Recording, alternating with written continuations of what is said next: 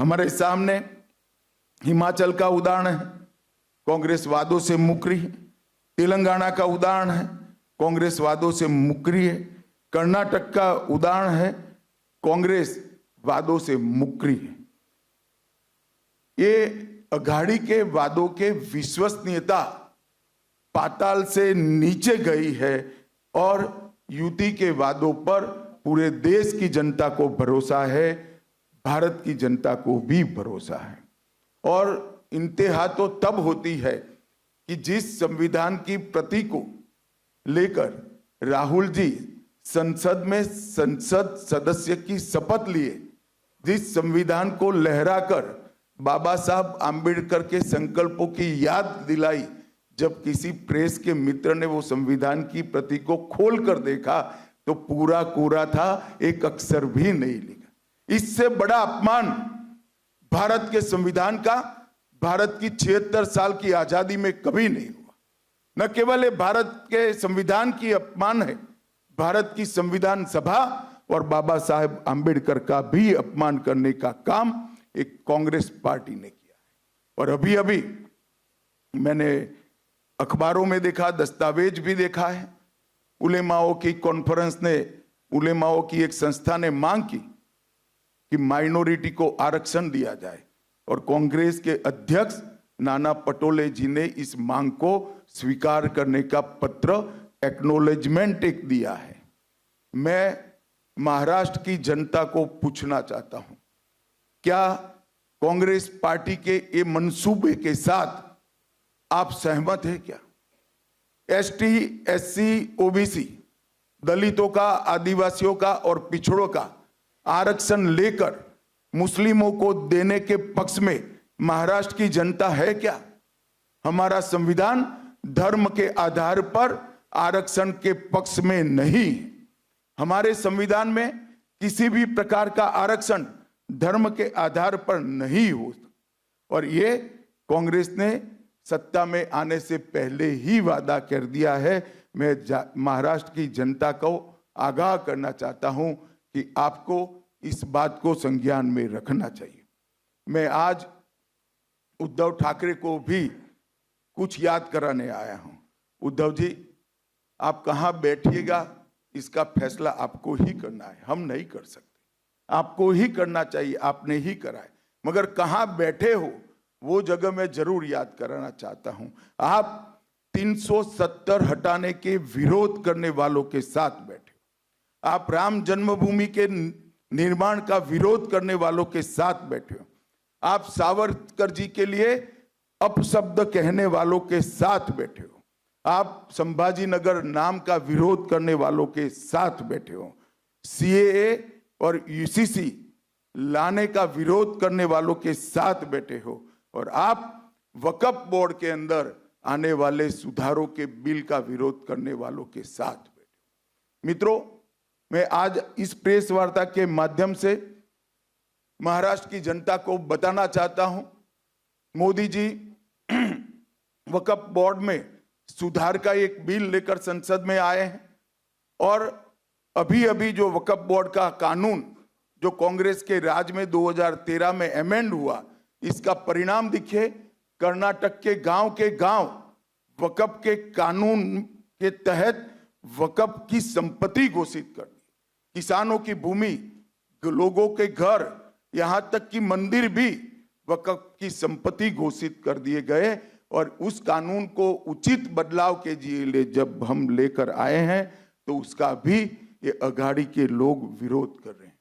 मैं महाराष्ट्र की जनता को ये कहना चाहता हूं कि वक्फ के कानून के बदलाव का विरोध का मतलब है कि आने वाले दिनों में यहां पर भी वक्फ बोर्ड आपकी संपत्तियों को इसी प्रकार से घोषित कर सकता है।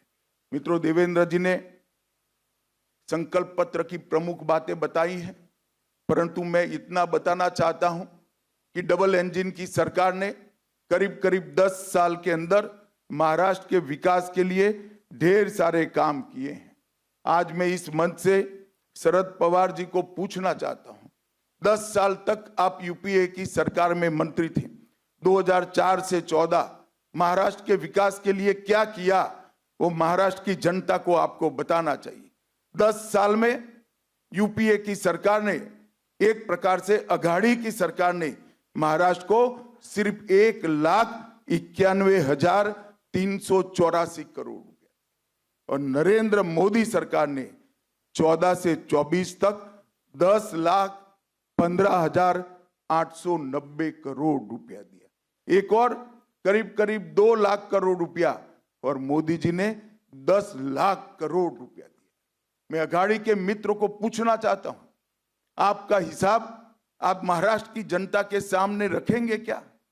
10 साल तक महाराष्ट्र को कितना अन्याय हुआ, जबकि उस वक्त भी ऊपर और नीचे दोनों जगह आपकी सरकार थी, और 10 साल में हमने 10 लाख करोड़ रुपया दिया जब दोनों जगह एनडीए की सरकार थी। ये अंतर है महायुति और अघाड़ी के बीच में। हमने सिंचाई नेटवर्क को नीलवड़े बांध, गोसीखुर्द, टेम्बू और जलयुक्त शिवार जो देवेंद्र जी जब मुख्यमंत्री थे तब योजना लाए थे, इससे महाराष्ट्र की भूमि को सिंचन क्षेत्र के अंदर 30% की बढ़ोतरी करने का काम हमारी यूपी सरकार ने किया। नदियों को जोड़ने के हेतु नार पार, दमनगंगा, गोदावरी और वैतरणा का विकास करने का काम भी हमने किया। 11 वंदे भारत ट्रेन चालू हो गई, 128 रेलवे स्टेशनों का अपग्रेडेशन हो रहा है। मुंबई, पुणे और नागपुर में मेट्रो का विस्तार हुआ। शिरडी और सिंगदुर्ग में नए हवाई अड्डे और टर्मिनल बने। 13,000 करोड़ से मरीन ड्राइव से बांद्रा वर्ली से सीलिंग जोड़ने वाले मुंबई कोस्टल रोड का निर्माण पूरा हुआ। वासी पुल का विस्तारीकरण हुआ। मेट्रो फेज 1 का निर्माण समाप्त हुआ।